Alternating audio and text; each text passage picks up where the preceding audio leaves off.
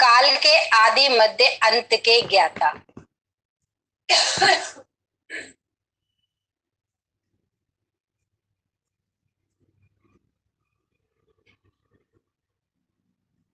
काल के आदि मध्य अंत के ज्ञाता का मतलब है उन्होंने हर समय को साक्षी होकर देखा है। किसके समय को? मेरे समय को। आप हर एक के समय को परमात्मा ने साक्षी होकर देखा है और उसी के हिसाब से हमें उसकी प्रारब्ध मिलती है। जैसा कर्म किया है, कर्म के हिसाब की प्रारब्ध। इसीलिए परमात्मा को आदि मध्य अंत का ज्ञाता कहा जाता है। आदि मध्य अंत का ज्ञाता कहा जाता है परमात्मा को, तो उसमें कुछ करते तो होंगे, खाली ज्ञान ज्ञान लेते होंगे परमात्मा। जो आदि मध्य अंत की नॉलेज रखता है तो उस समय में उसने कुछ किया भी तो होगा या खाली बैठा रहा होगा। उसने हरेक के जीवन को देखा। मेरे भी जीवन को उसने देखा, मुझे हर कर्म करते हुए देखा और उसी के हिसाब से उसने मेरी प्रारब्ध बनाई। तो मैं अपनी प्रारब्ध को समझूं, मेरी प्रारब्ध क्या है।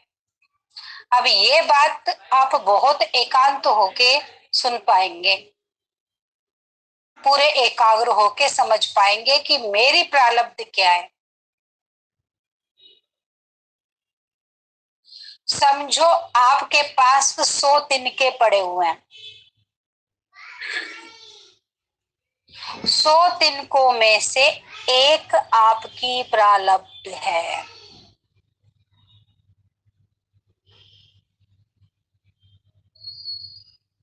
आप वो एक तिनका प्रारब्ध को तभी चुन सकते हो, 100 तिनके में से एक तिनका प्रारब्ध आप तभी चुन सकते हो जब आप धर्म और सत्य के मार्ग पर होते हो। इस बात को एक और दूसरे तरीके से समझें। आपने आगे जीवन में क्या पढ़ना है, क्या पढ़ाई करनी है, उसके लिए 10th और 12th तो करनी पड़ेगी ना। 10th और 12th किए बिना आप अपनी जीवन का डिसीजन तो नहीं ले सकते ना।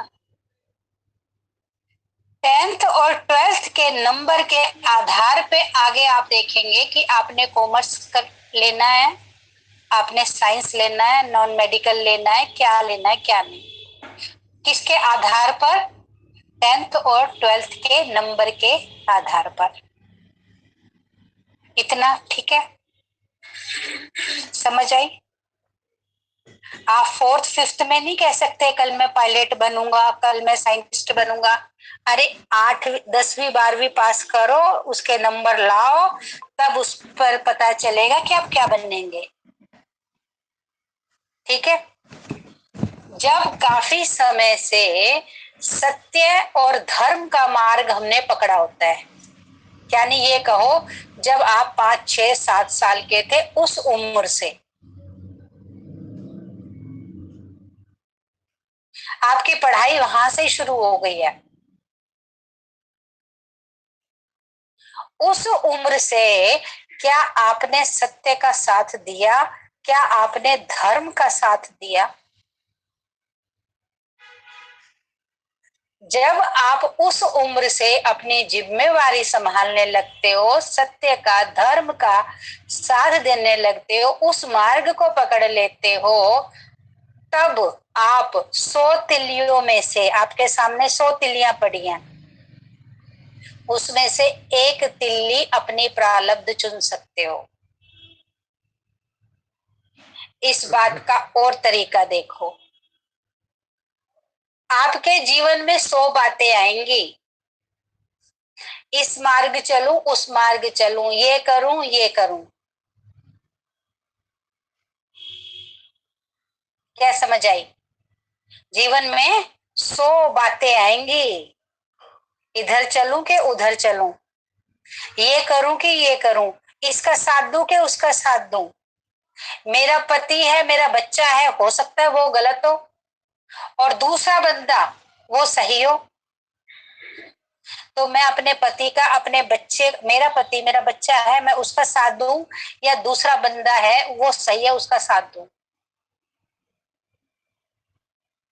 ये मुझे देखना है। और मैं अगर ये देख के फैसला ले लेता हूं कि ये तो मेरे अपने हैं, मुझे मालूम है वो गलत है, और फिर भी मैं उनको राइट सिद्ध करने में लगा हूं, और दूसरे को मैं गलती, बिना गलती के भी दोषी बोल देता हूं, मैंने उसी समय सत्य और धर्म का मार्ग छोड़ दिया।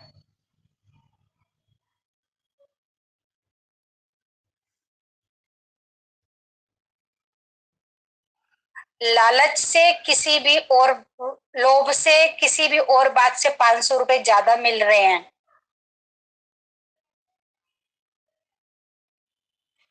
मुझे पता है ये 500 रुपए नहीं मिलने चाहिए थे, लेकिन मेरे मन में लालच या कोई और बात आई और मैंने वो 500 रुपए ज्यादा ले लिए, वही मेरे से सत्य और धर्म का मार्ग छूट गया।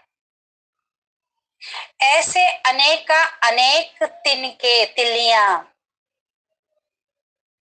अनेका अनेक बातें मेरे जीवन में मेरे टेस्ट के लिए आती हैं। कई बार तो हम उनको टेस्ट मान लेते हैं कि ये टेस्ट आया है, और कई बार उसको हम अपने जीवन का हिस्सा मान लेते हैं। मेरे साथ ये हुआ, मेरे साथ ये हुआ। कई बार तो उसको टेस्ट मान लेते हैं कि मेरी परीक्षा है, मुझे पास करनी है, और कई बार उस बात को हम अपने जीवन का हिस्सा मान के उसी को ही वैसे ही एक्सेप्ट कर लेते हैं, यानी गलत तिल्ली उठा लेते हैं। अभी आराम से, कोई जल्दी नहीं है, आराम से समझो बात को।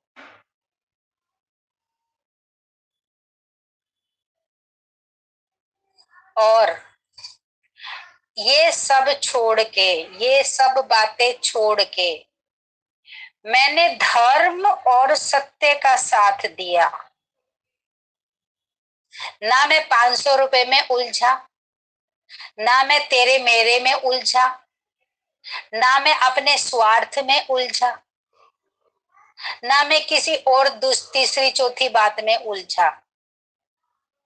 ये अनेका अनेक तिल्लियां आई थी मेरे पास मेरा जीवन बनने के लिए,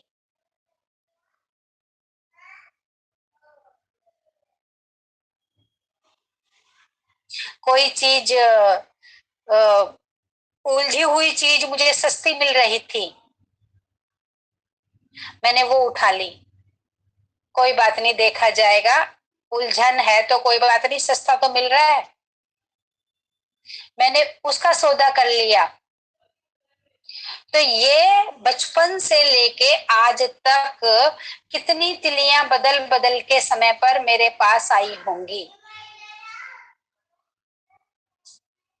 लेकिन मैंने अपने सत्य को और अपने धर्म को, अपनी उस सच्चाई को प्रायोरिटी दी।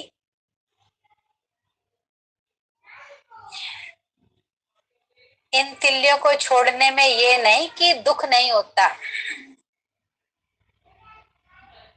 जो दूसरी दूसरी तिल्लियां आई थी, ये नहीं कि उनको छोड़ने में तकलीफ नहीं होती, होती है, लेकिन फिर भी साथ किसका दिया? सच्चाई का। ना ही तो मैं किसी दबाव में मैंने अपना डिसीजन बदला। कई बार कई रिश्तों का दबाव होता है, उस दबाव में आके हम गलत का साथ दे जाते हैं। मेरे पापा क्या सोचेंगे, मेरी मम्मी क्या सोचेगी, मेरा भाई मेरा पति क्या सोचेगा अगर मैंने ये डिसीजन लिया तो।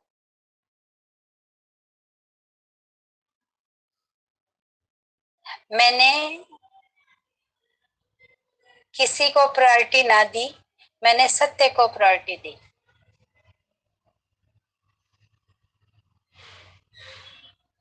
किसी के दबाव में आके मैंने कोई कर्म नहीं किया कि वो क्या सोचेगा, वो क्या सोचेगा। जब मेरी ऐसी जर्नी चलती है बचपन से लेके आज तक, मेरी ऐसी ही जर्नी चलती है, ऐसी जर्नी, तब मैं उस प्रारब्ध वाली तिल्ली को चुनने के काबिल बनता हूं। वो तिल्ली प्रारब्ध की मेरे को अलग से दिखाई देगी, मुझे इस मार्ग पर चलना है। और किसी भी कारण से मैं अपना स्वार्थ देख लेता हूं, इसमें मेरा भला किसमें है।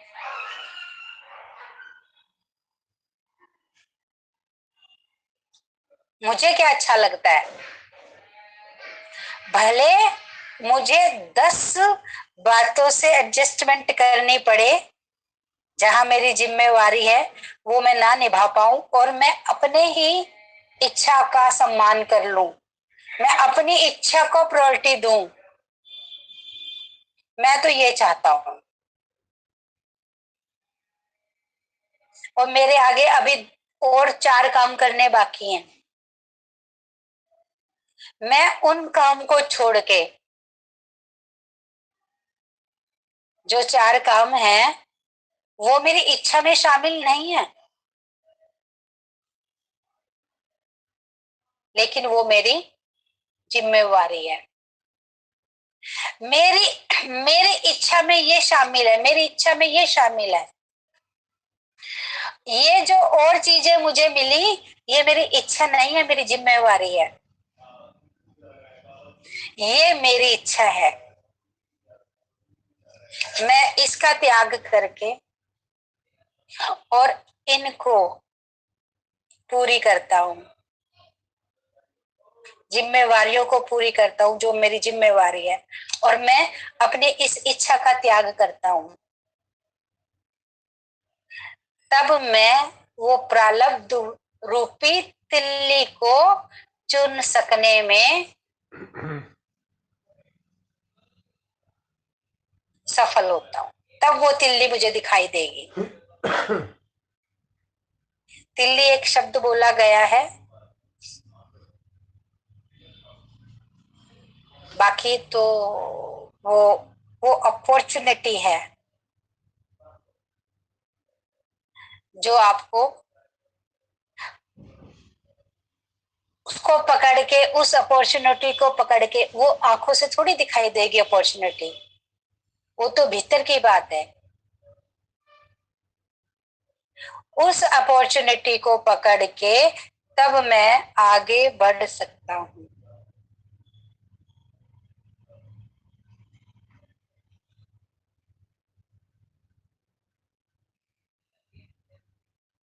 आज कितने युवा सेनानी, 20, 22, 25, 27 साल के सेनानी, अभी अभी शादी हुई,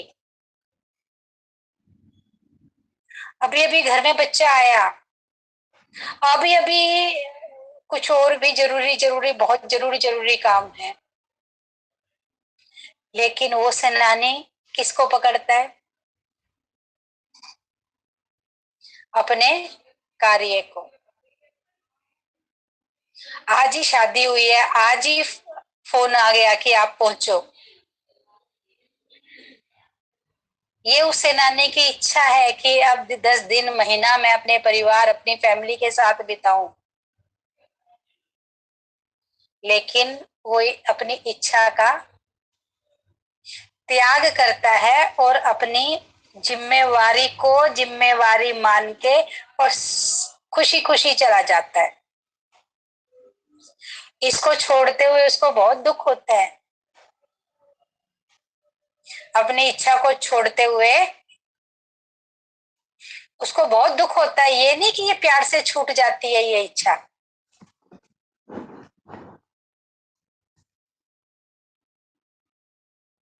दो दिन बाद उसके घर में बच्चा आने वाला है, वो ये नहीं कह सकता 2 दिन बाद मैं आऊंगा, 2 दिन की मुझे छुट्टी चाहिए। इस समय इसको इससे कितना लड़ना पड़ता है अपनी इच्छा से। लेकिन इस इच्छा को साइड कर वो अपने लक्ष्य को प्राप्त करने में निकल जाता है।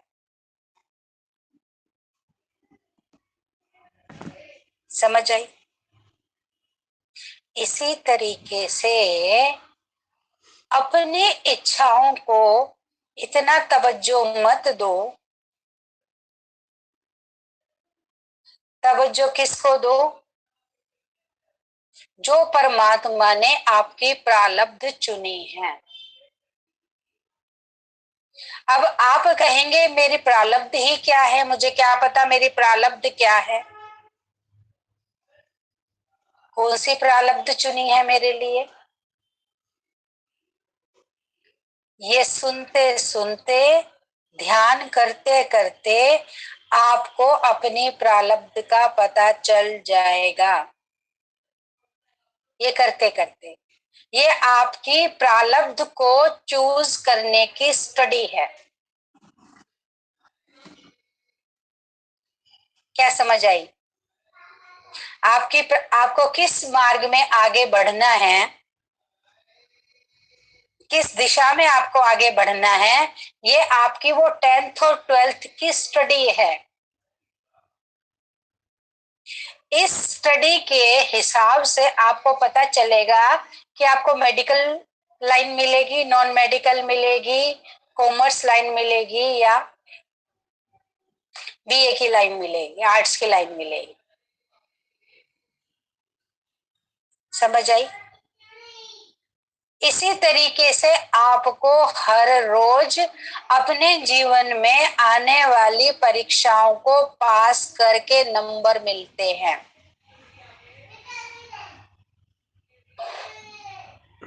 आपने ज्ञान के आधार पे कितनी तो परीक्षाएं पास की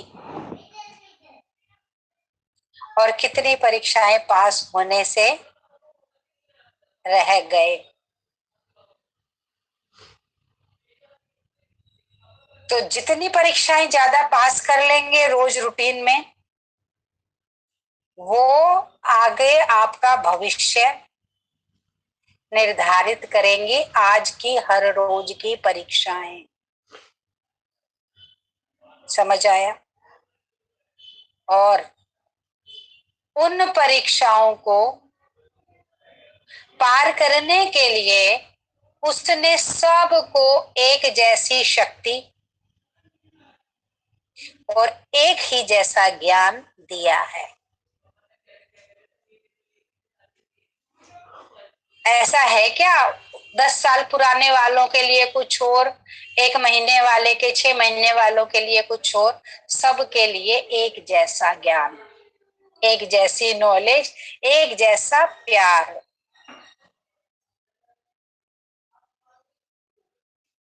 अब हम गीता का एक सबसे बड़ा स्लोगन है, इच्छा मात्रम अविद्या। गीता को जब भी आप पढ़ेंगे सुनेंगे किसी के मुख से, तो गीता का सबसे बड़ा स्लोगन है इच्छा मात्रम अविद्या। इच्छाओं की अविद्या हो जाए। नहीं पढ़ा हो तो निकाल के देख लो गूगल से कि गीता का सबसे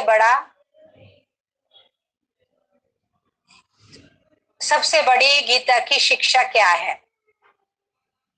जो हर प्राणी को धारण करनी ही चाहिए। वो शिक्षा आपको सबसे ऊपर में मिलेगी, इच्छा मात्रम अविद्या। अब समझो, ये मेरी इच्छा है, ये मेरी इच्छा है, लेकिन मुझे मेरी इच्छा को प्रायोरिटी ना देके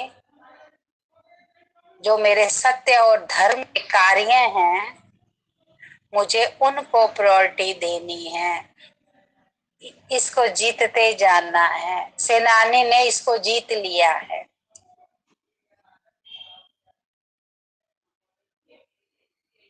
जीत लिया ना। 22, 24, 25, 27 साल के बच्चे सब ऐसा का ऐसा छोड़ के चल देते हैं। क्या उनके दिल में दिल नहीं होता?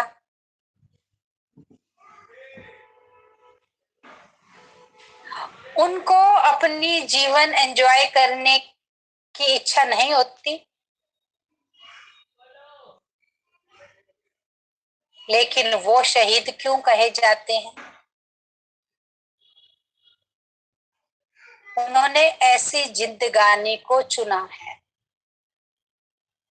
ऐसे जीवन को चुना है उन्होंने। आप अगली बात बहुत ध्यान से समझना। आप परमात्म शहीद बन जाएं, मरना तो सबको ही है, कार्य भी सबको ही करना है। ना ही तो बिना कार्य के कोई है, ना परमानेंट जिंदा कोई है। मरना भी सबको है और कार्य भी सबको करने हैं। तो क्यों ना मैं परमात्म कार्य को अपना अंग, अपना जीवन बना लूं। क्या समझ आई? यहाँ आपको प्रारब्ध चुनने का मौका मिल रहा है। एक तिल्ली, 100 तिल्ली है आपके पास, उसमें से एक तिल्ली जो प्रारब्ध की है वो चुनने का आपको अवसर मिल रहा है। कैसे? आपको रूटीन के भी काम करने हैं, आपको परमात्मा के काम भी करने हैं। आपने मरना अंत भी और पंत भी है। तो क्यों ना मैं परमात्म कार्य में अपना जीवन लगा के अपनी प्रारब्ध बना लूं।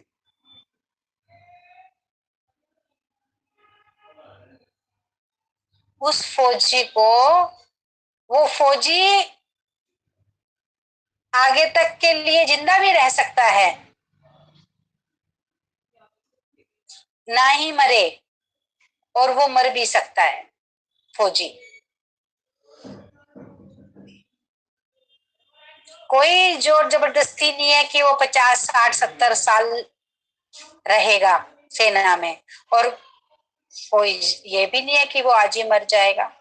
लेकिन वो अपने कर्म के साथ समझौता नहीं करता, कर्म को अपनी प्रायोरिटी देता है। देता है नहीं? जो उसको काम करने को मिला है फौजी को, वो उसको प्रायोरिटी देता है कि अपनी इच्छाओं को। इसी तरीके से हम सबको परमात्मा ने कुछ विशेष कार्य दिए हैं।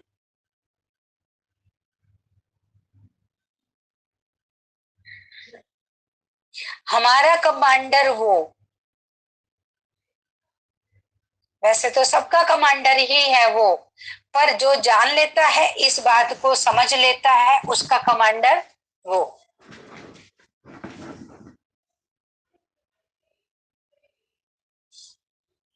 सबका कमांडर वो, और उसने मुझे चुना है। क्या? उसने मुझे किसी विशेष कार्य के लिए चुना है। अब वो विशेष कार्य अभी तक समझ नहीं आया है, नहीं दिखाई दिया ना क्या विशेष कार्य है।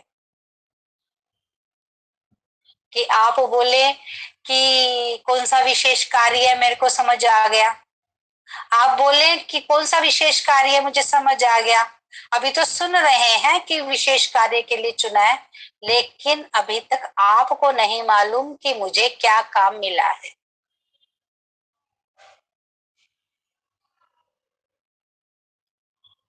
ये कार्य आपको तभी पता चलेगा जब आप पूरे तरीके से उसी कार्य में लग जाएंगे।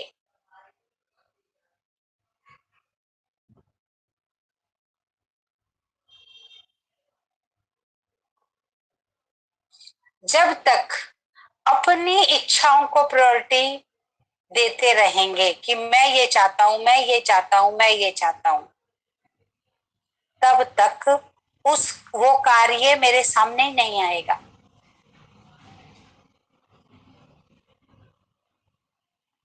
क्या समझ आया? जब तक मैं अपनी इच्छाओं को ही आगे रखता जाऊंगा, तब तक मुझे वो कार्य समझ नहीं आएगा कि मुझे क्या काम करना है। मुझे वो काम तब समझ आएगा, मेरे सामने वो काम तब आएगा कि मुझे क्या करना है, किस दिशा में आगे बढ़ना है, जब मैं अपना 100% दे दूंगा। मैं ये नहीं है नहाना बंद हो जाएगा, खाना बंद हो जाएगा, कमाना बंद हो जाएगा, परिवार देखना बंद हो जाएगा, ये बंद हो, कुछ भी बंद नहीं होगा, सारे काम करोगे। जो आपके रूटीन के कार्य हैं वो सारे काम करोगे आप, लेकिन भीतर से भीतर से उसी कार्य के बारे में विचार करते रहोगे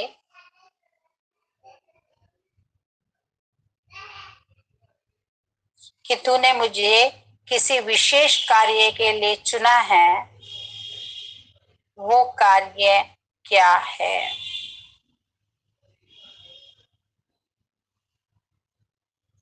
क्या?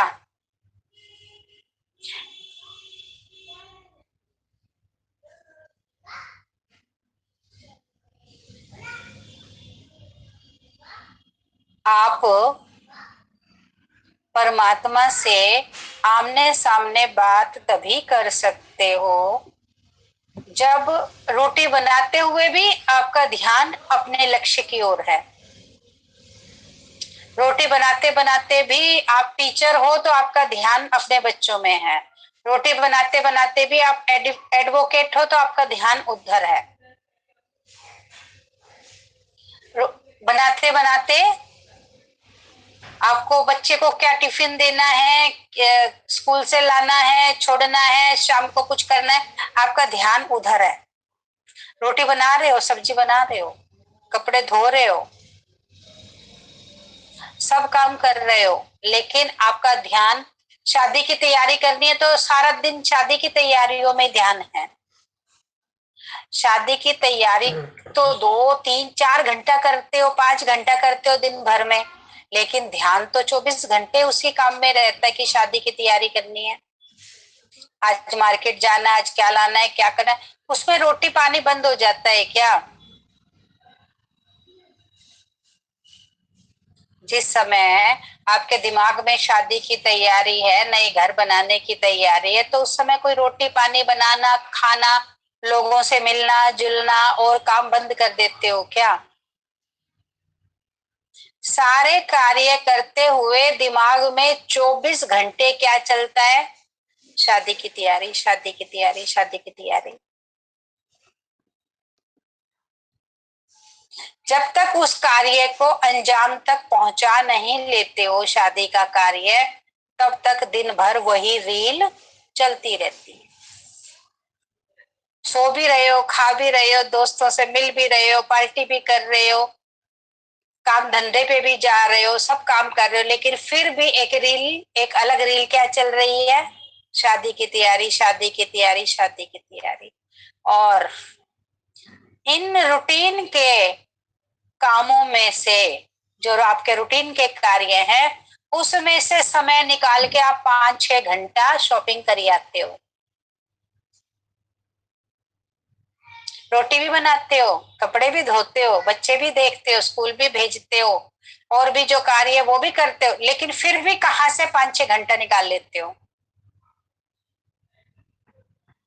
आज घर में खाना नहीं बना क्या, आज जब शॉपिंग पे जाना था तो? आज नींद सोए नहीं क्या, आज शॉपिंग पे जाना था तो? बच्चों को स्कूल नहीं भेजा क्या, बच्चों का होमवर्क नहीं कराया क्या?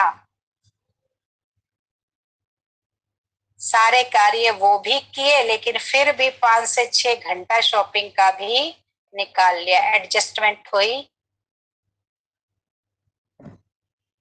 हुई कि नहीं हुई? इसी तरीके से सारे कार्य करते हुए परमात्म कार्य की एडजस्टमेंट करो।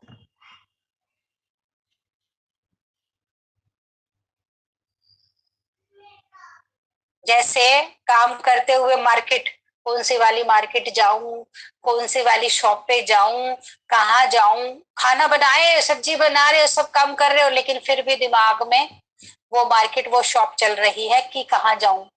बैठ के सोचते हो क्या?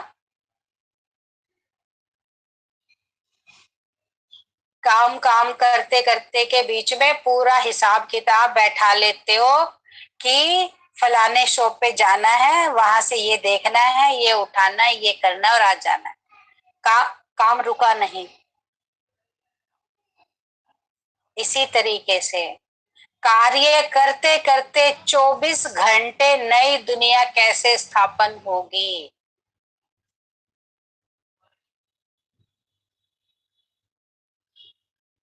राम राज्य कैसे आएगा, लोगों के दुख दर्द कैसे खत्म होंगे,